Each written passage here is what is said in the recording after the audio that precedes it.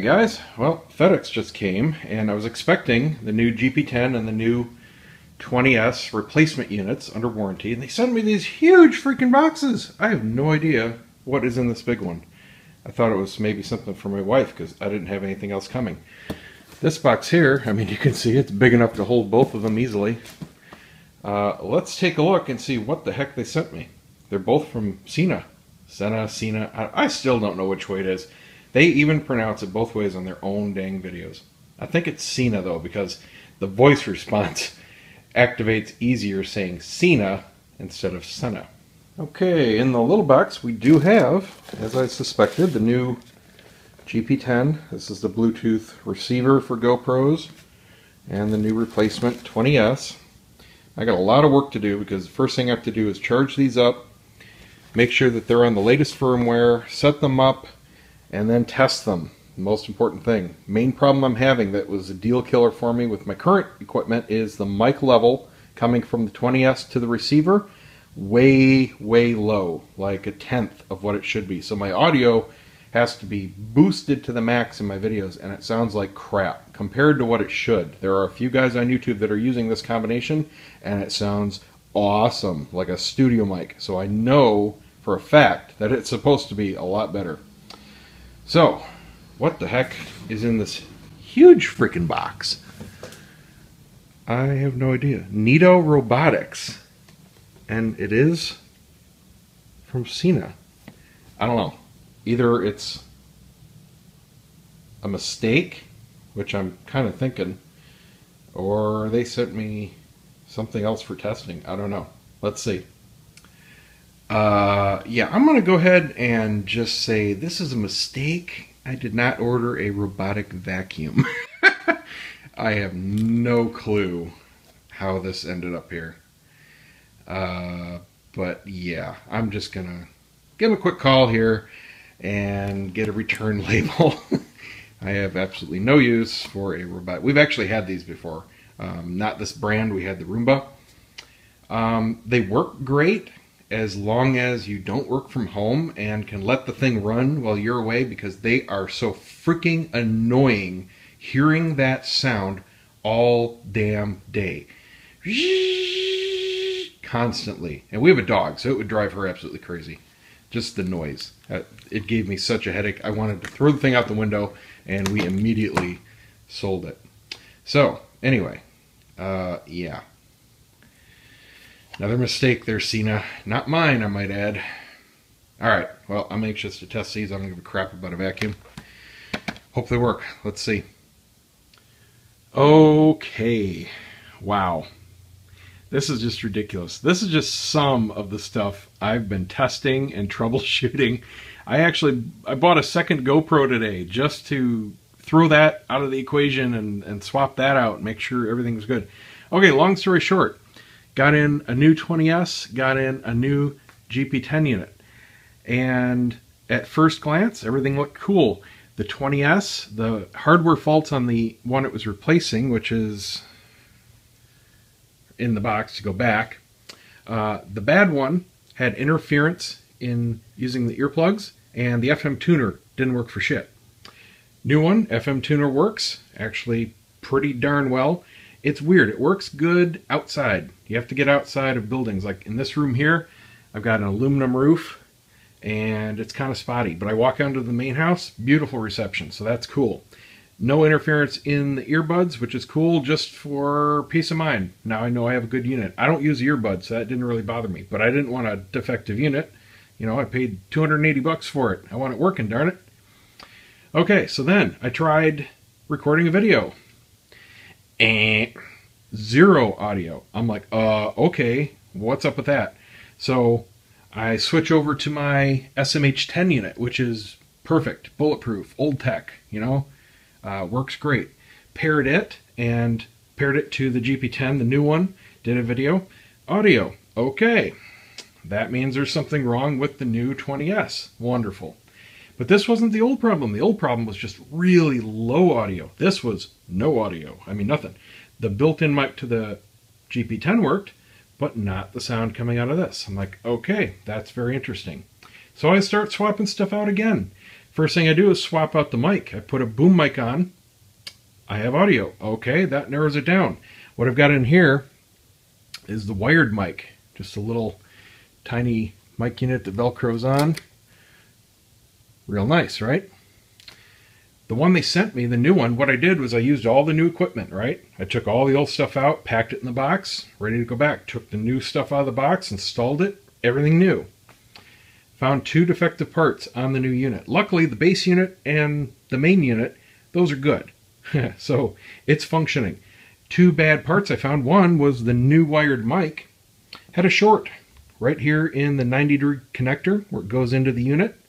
I turned on a feature called sideband, which feeds back the audio from your mic to your speakers so you can hear yourself.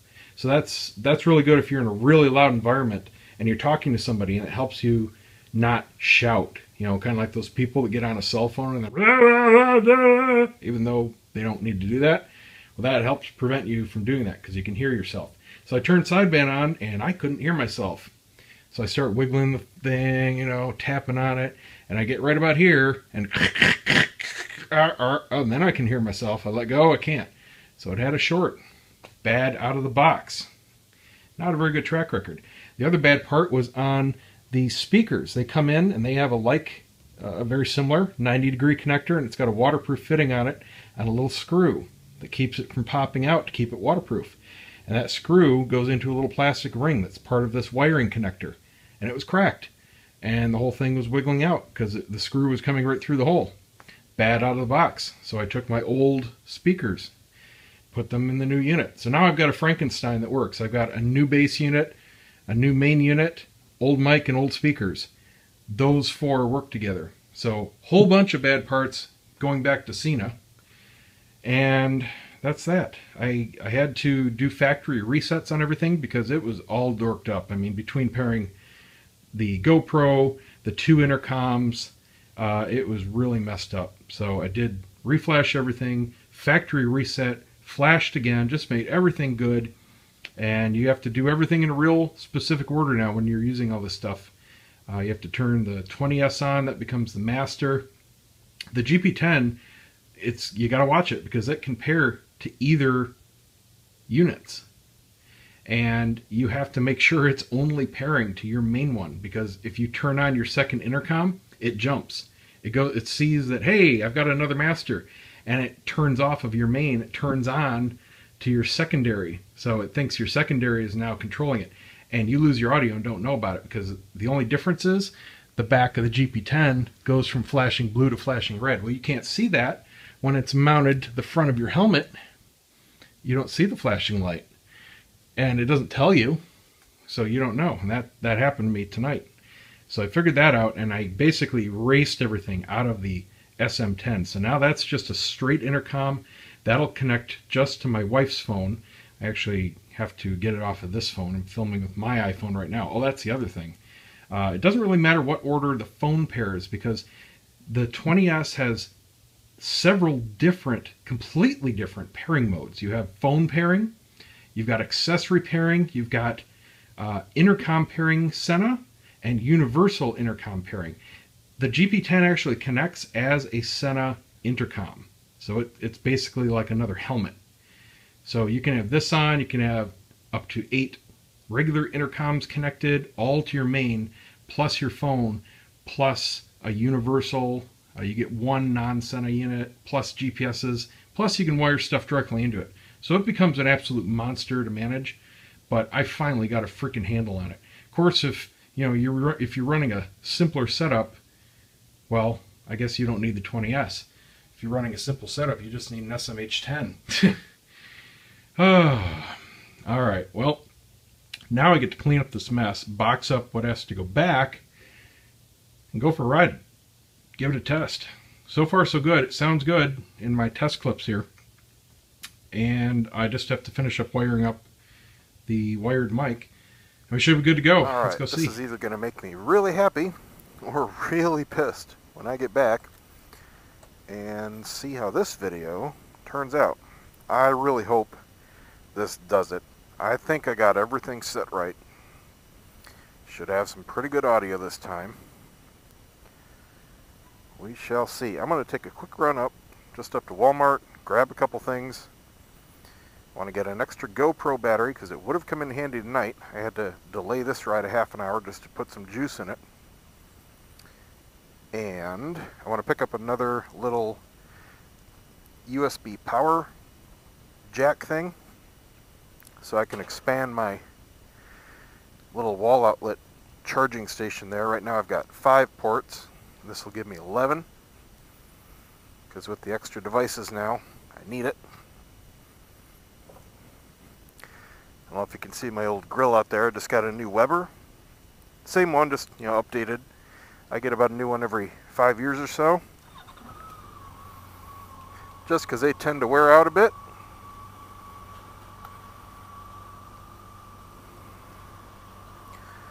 Alright.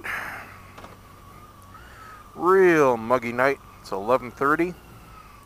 Still feels like it's about 95% humidity. Nice and cool out though. So today has been one of those days. Pretty much from the oh my god, that guy reeks. Wow. That car is way out of tune. Just smells like raw gas. Today has been one of those days. Call after call, people wanting stuff right away. I've had to turn down a lot of work today just because I don't have the time. I don't like doing that, but I just don't have a choice. Everything can't be an emergency or I can't get anything done. So a lot of stuff for the rest of the week and a lot of stuff I just had to say sorry. Can't do it for you. But one of the things that pissed me off today, I've had pretty overall good luck with cable companies and internet companies and support and all that kind of stuff. You see the horror stories on the internet, like the very recent one where the prominent journalist was trying to cancel his Comcast subscription and he got the worst employee in the world, or the best employee in the world if you ask Comcast, trying to cancel his service. Well, I ran into that. Not trying to cancel, but trying to understand who screwed up and sent me an extra bill from Bright House. Last week, long story short, I switched from Bright House, who I'd been with for, 15 years. Since I moved down, no, not 15 years, since, 15 years I've been down here, jeez. Since I moved down here, always been with Bright House. And overall, been happy. Incidentally, I hate this intersection. You can see how far back the stop line is. But they allow these trees, and you can't see around them unless you go a good 20 feet beyond the line. And at night, it switches to a blinking light, so you have to roll up. So anyway, I call. The whole problem was, last week, I switched to Verizon Fios, simply because of price. I had always resisted switching. They've always tried to get me to switch. They've been in our area for years. They ran their fiber optic down my front lawn, like 6-7 years ago, so it's always been here. They've gone door to door and they've been at Sam's Club and all that jazz. But they've only been $10-15 cheaper. There's no incentive there for me to switch because I've been happy enough, and I know that if it ain't broke, you don't fix it, especially when it comes to internet connections when you need one for a living. So I always said, nope, no thanks. Well, just last week, and I caught it on the last day of the promotion, completely coincidentally, I caught a huge sale. I mean, like 35-40% off. That's worth switching. So bottom line, we got internet that's way faster than Bright House, much better television box, more channels for almost $50 less a month. No joke. I mean, that's a no-brainer. It's not even a contest. So got that all done, got that installed Thursday, went off without a hitch. Took them about 4 hours of work and works like a charm. I now have 65 upload and 60 download. Yes, my upload is faster than my download. That is awesome, because that's exactly what I need. Before, I was on Bright House's fastest option, their 90 Lightning, and I only had, I was paying for a guaranteed 8 upload. I was getting 11, so I was really happy with that. But now I have 65. Okay, I am no longer the bottleneck in uploading. There's nothing that can take 65. Even YouTube maxes out. I'm getting 37. So I can't ask for anything better. I have faster than anything I'm uploading to. Even my own FTP server, Zenfolio, Dropbox, anything. I'm faster. So that's cool. And it's working great. So we're real happy with that. I turned all my equipment in last Friday, and in person, verified with the guy there. He went through the computer, verified the account was shut off. I had canceled mid-bill, so they actually owe me money, and they're cutting me a refund check of 51 bucks. So, thought everything was cool. Well, today I get an e-bill, because I was electronic, paperless billing, for 155 bucks, my regular subscription. What the heck is that guy doing? That was like the worst turning radius in the world. He needed 4.5 lanes to make a U-turn. Jesus, small penis truck. Yeehaw! So I get this bill, and it's for next month. Today's the 11th, and it specifically says right on the statement, this is for services from 8/17 to 9/16 next month. Okay, that's the usual. They bill in advance, but I already canceled. Okay, obviously somebody screwed up. So, call in, and I get this schmuck. And he's just one of these script morons. But the difference is, he doesn't have a friggin' brain. I'm very calm, I'm polite, I'm not swearing, I'm not even getting angry. I am explaining to this guy in very simple terms, I canceled. This bill is for the future. You cannot bill me. You owe me money, not the other way around. So this is a mistake. Why do I have it? And he is getting pissed. He's getting rude. He's telling me that I'm wrong and they bill in advance, sir, and that bill is correct. You owe us blah, blah. I said, at the end, it was about 10 minutes into this. I'd never experienced it before. Didn't think to record the call until he started getting rude, and I had to say, give me a supervisor. So then I recorded the call, and I'll snip that in right here for you. And I do apologize to you, but I did get my supervisor over here, and she did take a look at the count. And no, sir, you don't owe us anything. We owe you $51.84. That's what I told you. So why do I have a bill here for next month's services? Just, if you don't mind, if you can just go ahead and discard that bill, sir. So why did you tell me before that, no, I was wrong and you were billing me in advance? No, sir, I was looking at the bill. The bill that you're looking at, I was looking at the same bill, and it was telling me the same amount. But she came over to show me a place where I could go to look for future statements, and no, sir, we don't owe you anything. So in other words, you were wrong. Yes, sir, and I do apologize. Okay, thank you. Thank you. So obviously his supervisor bitch slapped him and said, you're a moron. I know exactly what happened. This douchebag was looking at last month's bill, not the current bill that I just received. So he's just stupid. He would not listen. Just would not listen. I repeated myself several times very clearly. And I asked him point blank easy questions, and he just went right back to his script. It's like, okay, you're worthless. You're just a complete waste of my time. So I had to waste a half hour today for absolutely nothing because of some idiot and somebody's mistake. And I couldn't even turn off auto pay. That's what I went in to do. That's why I had to call them, because I figured it was a mistake and I would just remove my card from the auto pay and wouldn't be any big deal. Even if they tried to bill me, they couldn't. Well, they don't let you remove your card. You can change the card, you can add another card, but you can't go to no card once you sign up for auto pay. Wow, the lights are off. That's weird. So that's why I had to call in. That was just like the start. That set the tone for the day. And then SENA. Oh my God. That was so frustrating. I wasted a good 2 hours today figuring out this equipment again.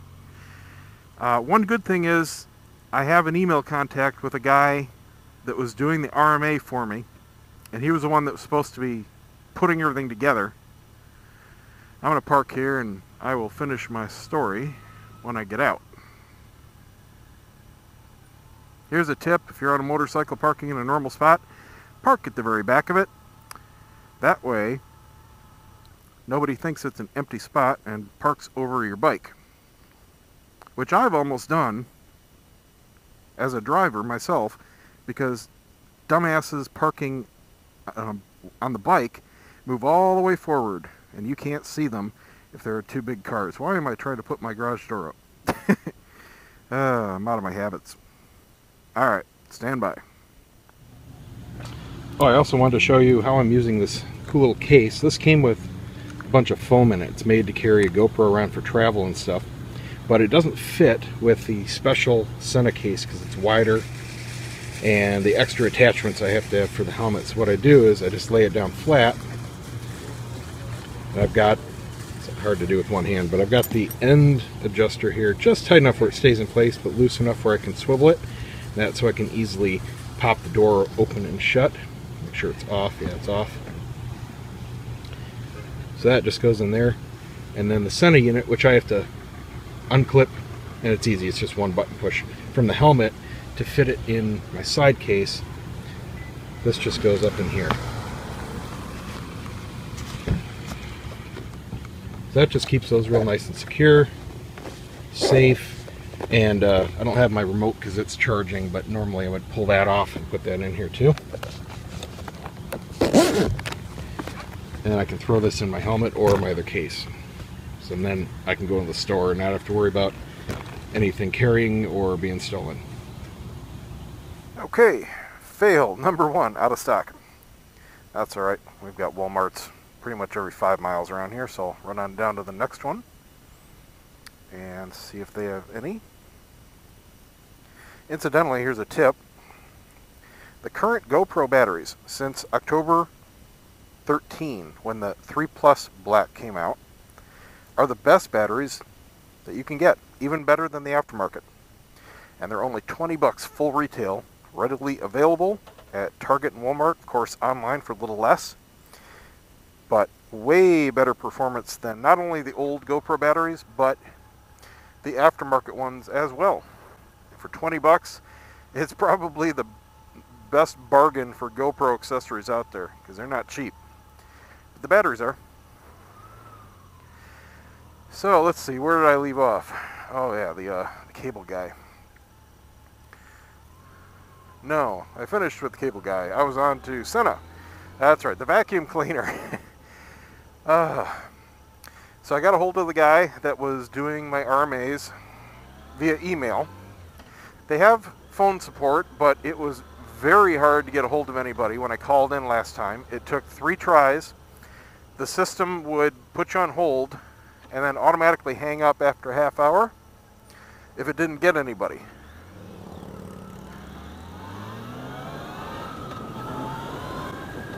And that happened to me 3 times. So I wasted an hour and a half before I even talked to anybody. But then luckily, the guy I talked to knew what he was doing, helped me out. We went through all the standard troubleshooting stuff, and he was able to determine that the units were bad. And that was all cool.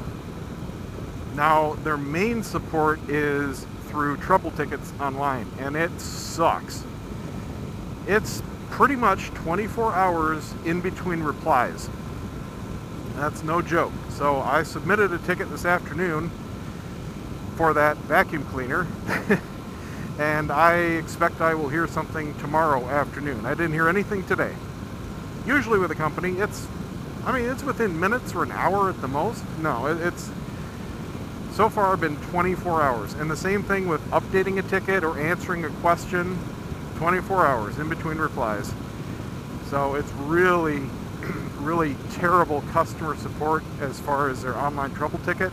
If you need that right now, I highly suggest you call in if you need anything important or urgent. But this guy, he emailed me because there was confusion about the original order and excuse me, I got a hair in my throat or something. So I had his email and I emailed him back and I said pretty much the same thing I did in the trouble ticket. I said I filed the ticket today. It was like 2 o'clock, so I mean there's no reason they shouldn't have heard something normally. But here's what's going on. I didn't get any return labels and I got this vacuum cleaner. What do you want me to do? I need 2 return tickets now because I got 2 boxes. So he was real cool. Emailed me back at like 9:30 Eastern, so that was nice. And he pretty much said what I suspected. We don't sell vacuums. I have no idea how you got that. Are you sure it's from our warehouse? And I said, yes, sir. So I sent him pictures of all the shipping labels on the box and the packing slip info. So I think somebody in his shipping department is kind of doing his own thing and put the wrong label on the wrong box. It looks like it was shipped from an Amazon warehouse to some other company, and it had Amazon in the name, but it looked like it was maybe some kind of third-party drop shipping company. I'm not really sure. It didn't have any personal information other than this weird company. So that's up to him to figure out, but he basically said enjoy the free vacuum. I can't even send you a label for it because it's not our product. I said okay. So apparently it's about a $200 vacuum. Success! Well, I noticed the GoPro battery ran out somewhere on the right over here, so thanks for watching, guys. Don't forget to subscribe, give me a thumbs up, and don't forget to get in on the $100 gift card contest going on for the next couple weeks just for spreading the word about the site. See you next time.